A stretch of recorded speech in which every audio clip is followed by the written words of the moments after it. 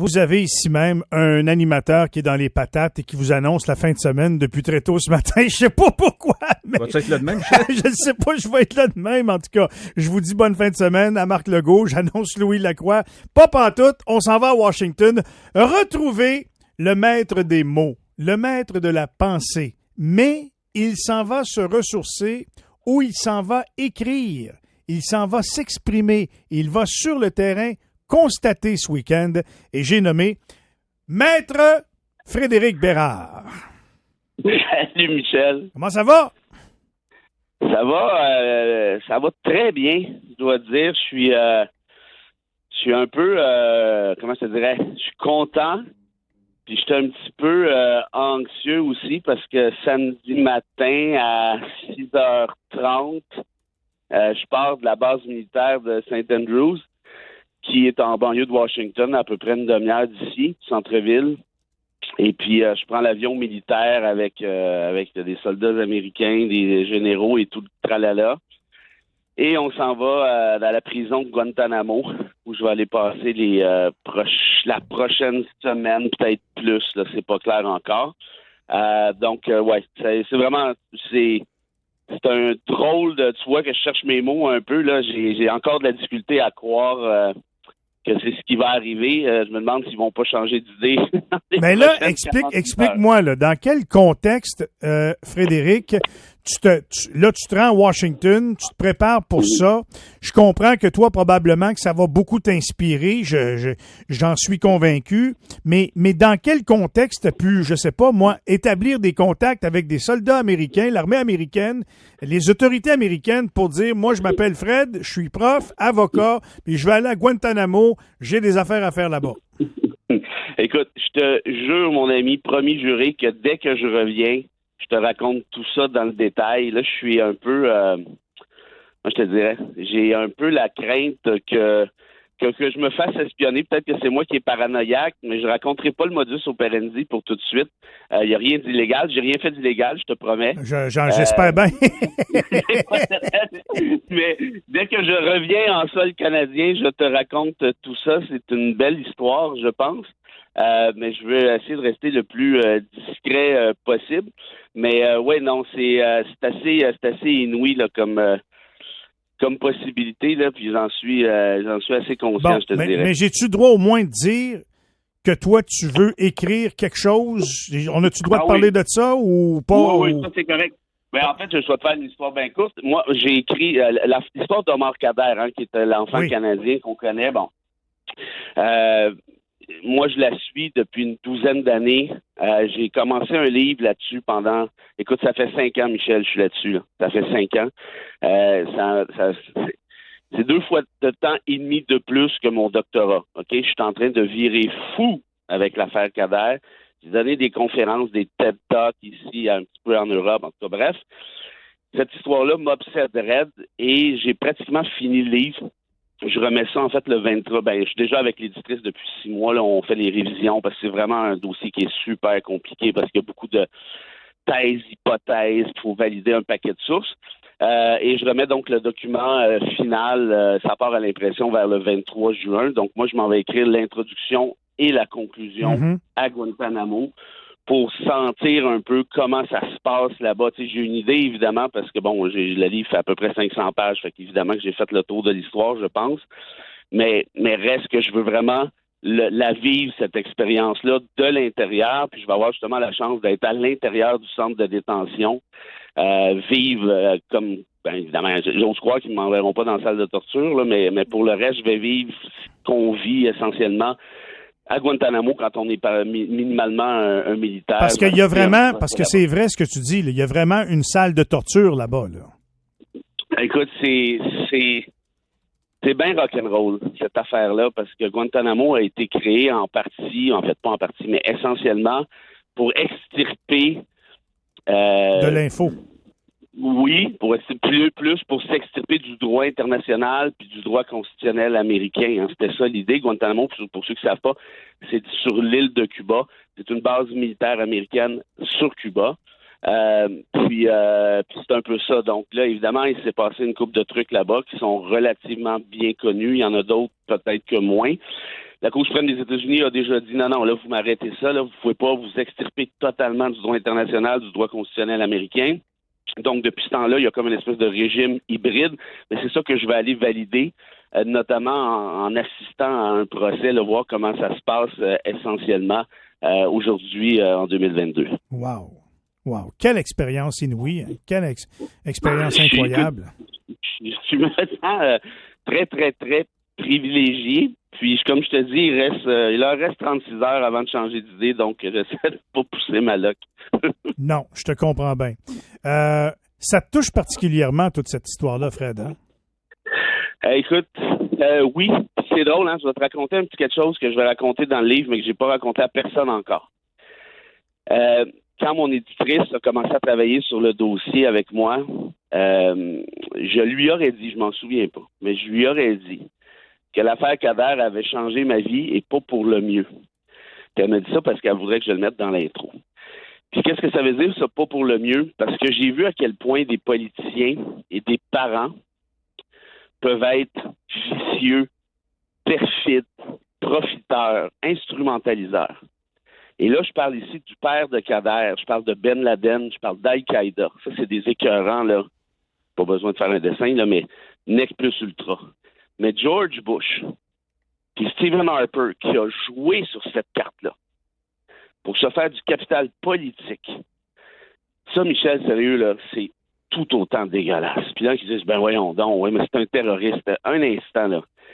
Kader, quand il avait 4 ans, 4 ans, Michel, il se faisait dire par son père, avec ses 2 frères, les gars, si vous ne vous faites pas sauter pour l'islam, c'est moi qui va vous faire sauter. Il y a 4 ans. OK? Mets-toi dans sa peau 5 minutes. C'est de même que tu as été éduqué, élevé. Voilà.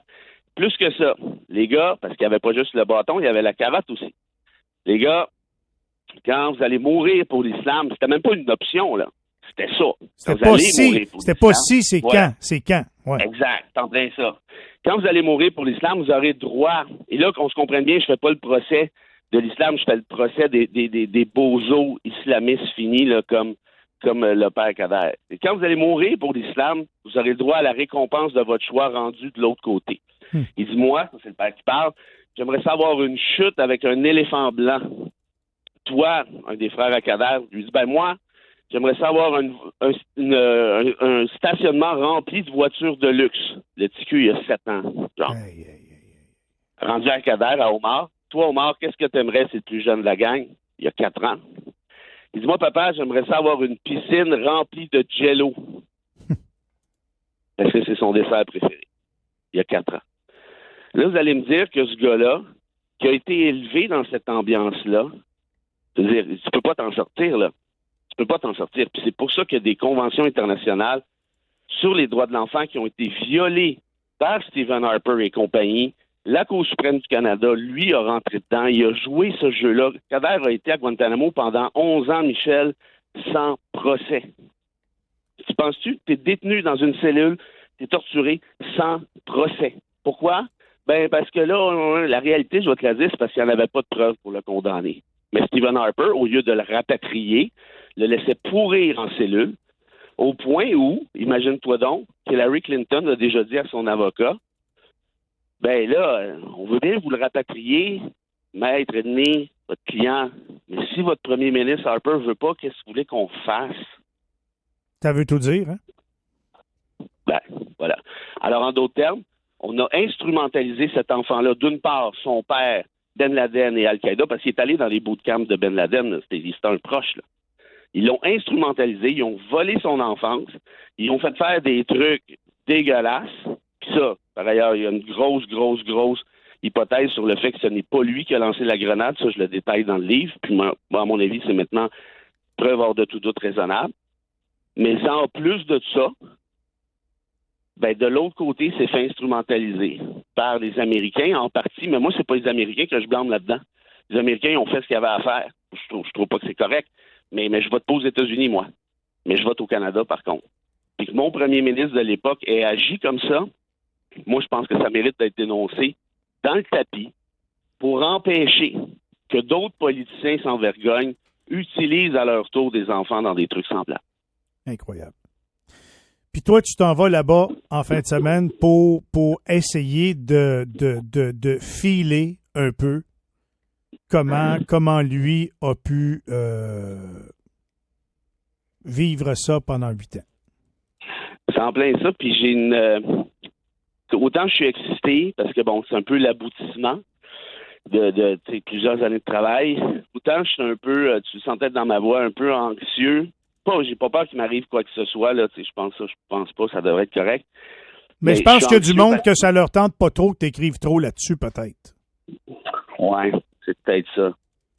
Ça, c'est sûr. Mais à ce compte-là, en tout cas, on en parlera au retour. Mais sinon, où je suis anxieux, c'est de voir, je confronte un peu la bête, je veux la voir de l'intérieur. Puis je sais que je suis un gars un peu émotif, là, tu le sais, un peu sensible. Puis là, je sais pas comment je vais gérer ça, honnêtement.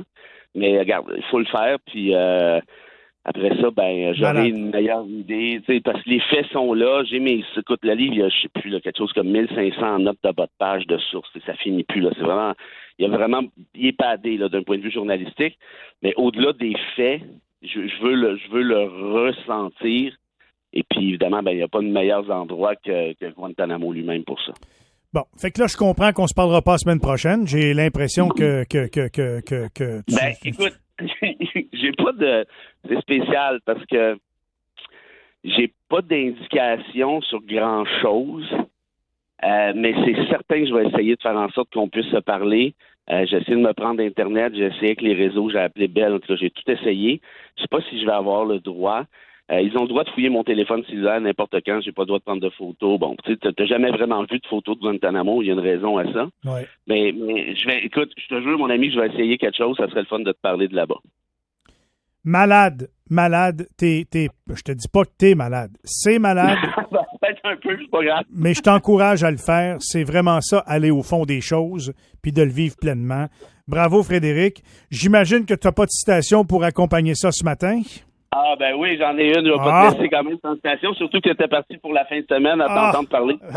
Là, j'ai décidé que j'allais te faire rire un peu. Ça va couper un petit peu du climat style Guantanamo. Un de mes humoristes préférés, c'est Coluche, humoriste français qui est décédé d'un accident de moto. On en reparlera peut-être un jour. Ce gars-là était exceptionnel. Et là, ça a plus ou moins rapport. Mais à vrai dire, ça n'a rien à voir, mais j'avais le goût de te faire rire un peu. Mais je dis ça, c'est le genre de citation que Michel va aimer. En tout cas, tu me diras. Puis c'est sur la perspective. Coluche il dit avant, je pissais au lit et j'avais honte. Je suis donc allé voir un psychiatre. Depuis, je pisse encore au lit. Mais maintenant, j'en suis fier.